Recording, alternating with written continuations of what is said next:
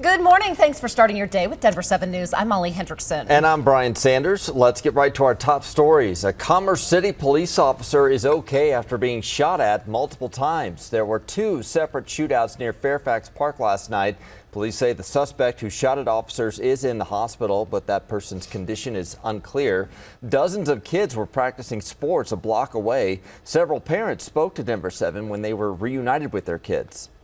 Just seeing everybody running, and from there, we heard gunshots, and everybody just kept saying, "Yep, get down," and that was it. And I just started freaking out for my nephew and nieces. The first shooting happened a few blocks away from the park. Police found one person dead before the second shooting. New overnight, a snapshot of Denver's housing market shows it's still hot, but is finally starting to cool off. A just released report from Denver Metro Association of Realtors shows a 34% increase in active single-family listings at the end of July, meaning buyers will encounter less competition.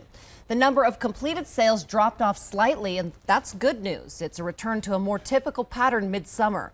The median price remains unchanged at $600,000.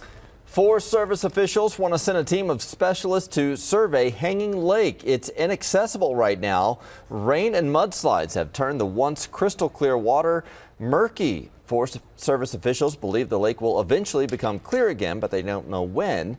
Hanging Lake recently started a reservation system to cut down on the number of visitors, and that's been suspended for now.